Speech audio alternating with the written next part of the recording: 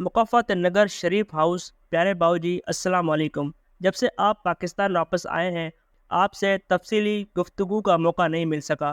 گڑیا مریم سے تو بات چیت ہوتی رہتی ہے، اس سے نامہ و پیام بھی جاری رہتا ہے، گھر کے امور پر اسے مشورے بھی دیتی رہتی ہوں۔ کل ابا جی میاں شریف سے پاکستانی سیاست پر تفصیلی بات چیت ہوئی تھی۔ اس موقع پر دیور عباس شریف اور بھائی طارق شفیع بھی موجود تھے۔ عباس شریف مسلسل ابا جی کے ٹانگیں دبا رہے تھے۔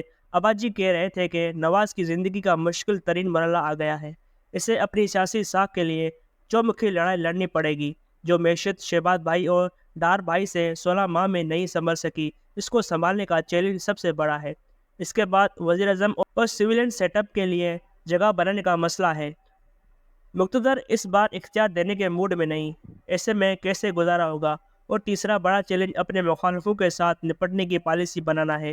ابا جی کہہ رہے تھے کہ نواز نے اگر ان چیلنجوں سے عہدہ برا ہو لیا تو کامیاب، وگرنہ نون لیگ کی سیاست کو ایسا دھچکا لگے گا جیسا پیپلز پارٹی کو پنجاب کی سیاست میں لگ چکا ہے۔ باؤ جی، میں جب تک زندہ تھی ہمیشہ کوشش کرتی تھی کہ آپ کا غصہ ٹھنڈا رکھوں۔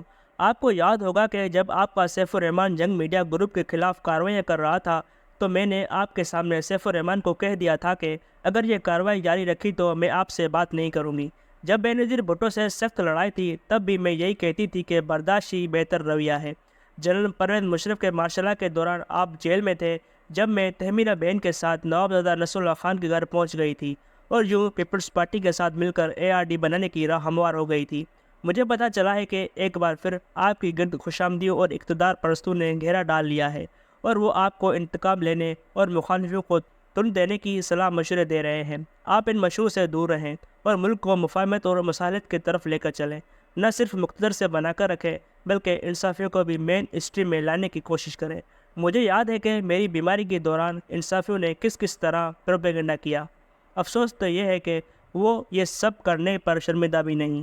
دوسری طرف ہماری طرف سے بھی عابد شیر علی جیسے زوراور باز نہیں آتے، اس لیے لندن کے ایک ہوٹل میں جس طرح خاتون کو گالیاں دی وہ ہمارے گلے پڑ گئی، اور میری موت کے بعد شایان نامی لڑکا اور اس جیسے کئی آپ کے گھر آ کر روز پریشان کرتے رہے۔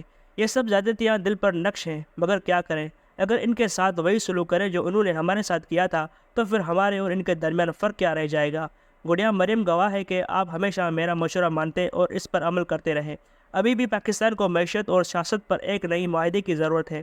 اس معاہدے میں تحریک انصاف کو بھی شامل کرنا چاہیے، یہی پاکستان کی نئی مستقبل کی ضمانت بن سکتا ہے۔ آنے والے دنوں میں جہاں آپ کو ابا جی کے بتائے ہوئے چیلنجوں کا سامنا کرنا ہوگا، وہاں شریف ہاؤس کے اندرونی معاملات بھی دیکھنا ہوں گے۔ آپ وزیر اعظم بن گئے تو شہباز بھائی کو کیا عہدہ دیں گے؟ وہ اب دوبارہ سے وزیر اعلیٰ تو بنیں گے نہیں، انہیں وزیر خزانہ نہیں بنایا جا سکتا کہ اس پوسٹ پر ڈار بھائی براجمان ہو گئے۔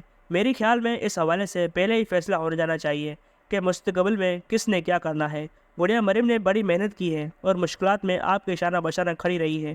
اس کی شدید خواہش ہے کہ وہ وزیر اعلیٰ پنجاب بنے اور آپ کے نقش قدم پر چلتے ہوئے پنجاب کو ترقی کی راہ پر گامزن کرے۔ دوسری طرف حمزہ شہباز بھی ہمارا ہی بیٹا ہے، اس نے بھی کئی برسوں تک محنت کی ہے، وہ بھی خواہش مند ہے کہ اسے وزارت اعلیٰ ملے اور وہ کوئی کارکردگی دکھا سکے۔ اسے تو یہ ملال بھی ہے کہ اسے جو تھوڑا سا موقع ملا وہ سیاسی کشمکش اور رسا کشی میں ضائع ہو گیا اور وہ کوئی کارنامہ سر انجام نہ دے سکا۔ آپ کو ایسا راستہ نکالنا ہوگا جس سے نہ مریم ناخوش ہو اور نہ ہی حمزہ ناراض۔ بہتر یہی ہے کہ مریم فی الحال وفاق میں ہی آپ کے ساتھ کام کرے اور حمزہ بھی حکومت سے باہر بیٹھ کر پنجاب کے معاملات دیکھے۔ خاندان کے سارے افراد حکومت میں شامل ہوئے تو ہر کوئی انگلی اٹھائے گا۔ ہمیں اس بار حد سے زیادہ احتیاط سے کام لینا ہوگا۔ باؤ جی، آپ شریف خاندان کے سربراہ بھی ہیں، اس حوالے سے آپ کو یاد دلانا ہے کہ جب تک میں زندہ تھی میں کیپٹن صفدر کا بہت خیال رکھتی تھی۔ میری دنیا سے رخصت ہونے کے بعد صفدر کا آپ کو خیال رکھنا ہے۔ مجھے خبر ملی ہے کہ صفدر اور جنید دونوں ڈسٹرب ہیں۔ جنید کی شادی میں ہم سے غلطی ہوئی، لڑکی اور لڑکے کی عمر میں کافی سالوں کا فرق تھا۔ آپ کو چاہیے کہ صفدر کو بلا کر اس کے معاملات کو دیکھیں۔ جنید تو ویسے ہی آپ کو بہت پیارا ہے، اسے بھی گائیڈ کریں کہ وہ پاکستان میں رہ کر کیا کرے گا۔ آخر میں عرض ہے کہ غصے اور انتقام سے دور رہے کیونکہ یہ چیزیں عقل کو کھا جاتی ہیں۔ آپ کی شریک حیات کلثوم۔